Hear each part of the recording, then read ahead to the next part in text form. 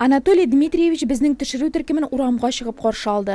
Кычкырып үз фикереңне әйтергә ярамаган. Кешеләр бер-берсе артыннан йозак тишеге аша күзәткән замана балалары булсалар да, фатир ишекләребез һәркемгә ачык дип каршы алды безне әлеге гаилә. Күңелләре иркен, йөзләре елмаюлы өлкәннәр шунда ук аклы-каралы фоторәсемнәр чыгарып яшьлекләрен искә төшерергә кереште. Это моя мама. Бу минем әнием Антонова Екатерина Михайловна 1903 елда туган. Ул 80 яшендә вафат булды. Бик әйбәт кеше иде. Искә төшерүләре авыр икәнен белсәк тә, Анатолий Антоновка безне кызыксындырган төп сорауны бирергә булдык. Сәяси репрессия корбаны булырлык нәрсә эшләгән ул? 1943 году 1943 елда безне кулга алып Казакстанга озаттылар. Анда без 6 ел ярым яшәдек. Хәл булай булды. Күрше хатыны әтиебез фронттан качып кайтып, кич белән килеп, иртән китә дип өстебездән авыл советына шикаят язган.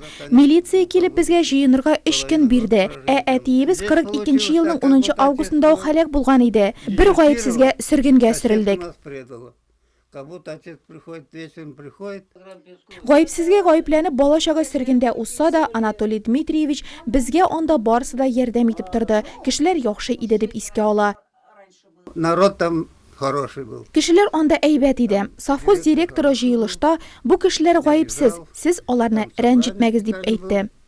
Эти люди, говорят, невинные. 7 сыйныфны гына тәмамлый алган үсмер тракторчы машинист һөнәрен үзләштерә.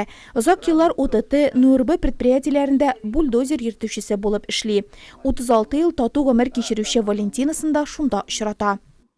Ну вот работал я поваром на буровой. Мин борауланучы скважинада пешекче булып эшләдем. Ул да шунда хезмәт куйды. Шунда таныштык. Ул мине тракторына утыртып өенә алып кайтты. Очрашып йөрмәдек тә диярлек. Бер-беребезне ошаттык та яши башладык. Яшьлек хатирәләре авыр булса да, күңелендә бер генә ачу, рәнҗеш, усаллык та юк Анатолий Антоновның. Гаиләбезне сөргенгә кудырткан кешеләрне дә күптән гафу иттем ди ул, һәм безнең хәбәрчеләребезгә үз теләген җиткерде. Хотелось бы повидать вот раньше. Үзем кебекләр белән элеккечә очрашып, аралашып торасым килә. Һәрберсен бәйрәм белән котлыйсы иде. Бүгенге көндә Нурлат районында сәяси репрессиялар корбаны исемен йөрткән 17 кеше гомер кичерә.